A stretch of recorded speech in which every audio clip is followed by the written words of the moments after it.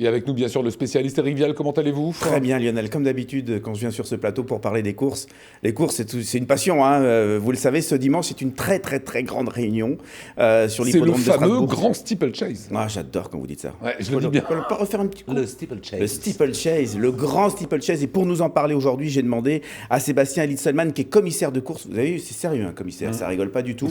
De venir nous en parler. Madame. La tradition l'exige évidemment. Nous allons voir le programme ensemble, un programme tout galop, au programme 8 courses. Alors ce qu'il faut savoir, c'est que l'hippodrome de Strasbourg fait partie des 10 plus grands hippodromes de France et que régulièrement c'est du très grand spectacle à voir. Et par exemple ce dimanche, donc c'est une réunion premium. Ça veut dire quoi premium? J'avais déjà fait un petit cours là-dessus. Premium, Lionel, premium.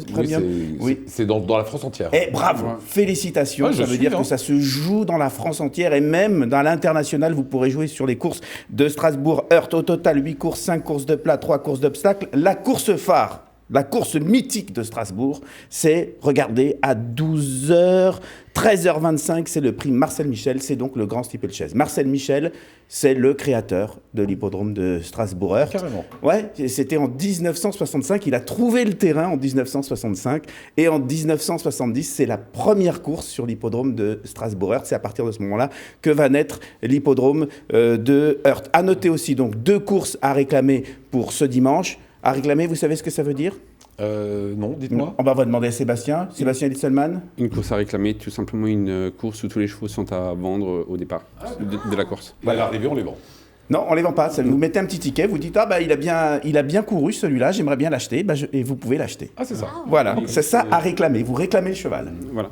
Voilà, c'est aussi simple que ça. Sébastien, donc, puisque c'est la tradition, toute cette année avec l'équipe, nous essayons de parler des métiers de l'hippodrome de Heurt. Là, on l'a vu, ça va être une formidable réunion, tout galop. Vous êtes commissaire de course. C'est quoi un commissaire de course?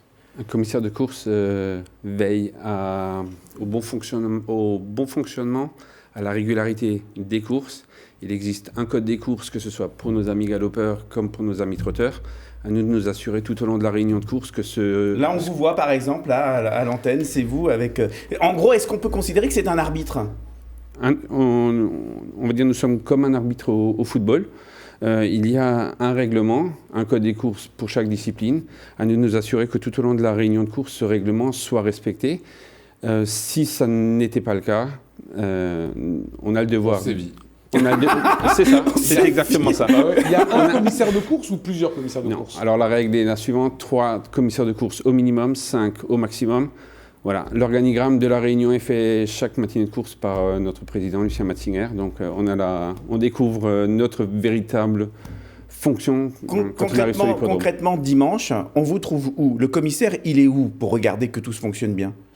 Alors, quand c'est une réunion tout galop, nous sommes essentiellement, on va dire, dans le rond de présentation avant la course pour... Voilà, le rond de présentation, c'est obligatoire. Tous les chevaux passent par un rond de présentation et sont présentés au public et au commissaire. Voilà. On veille aux dernières vérifications. Par exemple, un cheval qui est déclaré avec des œillères, on s'assure bien qu'il porte les œillères pour que quand il aille en piste, qu'il porte bien ses œillères. Voilà. Ah, c'est précis comme ça, quoi. C'est précis, tout à fait. Et puis, je veux dire, on s'assure également que peut-être qu'il n'y ait pas 2 fois le même numéro. Ouais, ça peut arriver. Ça peut déjà arriver. arriver dans certaines courses. Sébastien, on est commissaire de course de trot ou de galop? Puisque demain, c'est un tout galop. On fait les deux? On fait les deux. Quand on s'engage à être commissaire, que ce soit à l'hippodrome de Strasbourg, dans la France entière, automatiquement, on a une formation pour les 2 disciplines. Et ce qui est notre cas, déjà concours à la fois au galop et au trot, autant avoir les 2 formations. Comment on devient commissaire de course? Comment on devient? Déjà, il faut avoir la passion du cheval, je pense, la passion des courses. Ça, c'est sûr, ouais. Moi, ça fait 30 ans. Mais il faut faire quoi, en fait?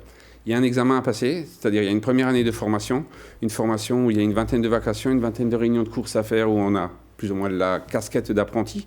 Ouais. On est assisté des plus anciens. Et une fois qu'on se sent prêt, je veux dire, en parallèle, il y a les 2 codes des courses à travailler. Quand on se sent prêt, on est envoyé sur Paris. Qu'est-ce qui a suscité cette vocation chez vous, en fait, de faire commissaire de course? Le hasard? Non, Il y a quelqu'un qui est venu vous chercher? Oui. Le président Lucien Metzinger. J'ai l'impression que Lucien, il a été chercher tout le monde à l'hippodrome de Non, Heurte. non, mais à chaque fois qu'on dit, mais c'est Lucien qui est venu me chercher. Non, mais Lucien et l'ensemble des commissaires de Strasbourg-Heurte étaient à la recherche d'une personne il y a 3 ans. On m'a demandé si ça voulait pas m'intéresser. Vu que je suis un grand passionné des courses, j'ai sauté sur l'occasion. Et puis pour moi, ça fait 3 ans que l'aventure a commencé. Alors la question évidemment que tout le monde doit se poser, puisque vous êtes l'arbitre, est-ce que ça vous est déjà arrivé comme commissaire de course d'annuler une course ou d'arrêter une course? Moi, ça fait que 2 ans que maintenant j'officie, on va dire officiellement. À nous, non. Peut-être les plus anciens, oui. Il faudrait peut-être demander les plus anciens. Ça se passe toujours bien finalement sur l'hippodrome d'Heurte, c'est ça que vous êtes en train de dire? Tout se passe toujours très bien. Mais comme un arbitre de foot peut se tromper, est-ce que vous pourriez vous tromper? Déjà, c'est ce que j'ai précisé avant. On est au minimum 3, un maximum de 5 commissaires. On a des garde-fous, quoi. Voilà, on a les différentes images, on peut revisionner les images plusieurs fois, on est plusieurs à devoir statuer.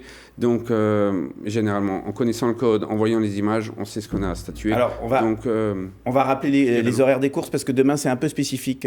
Dimanche, c'est un peu spécifique Lionel. La première course, je ne sais pas si vous l'avez vu tout à l'heure, elle est à 10h55, donc c'est un peu avancé par rapport à d'habitude. Ouais. La réunion s'achève donc avant 14h30. C'est volontaire puisque ensuite le programme continuera à Paris-Longchamp avec notamment la réunion du Qatar, du prix Qatar à Arc de Triomphe, qui est l'un des plus grands prix de l'année.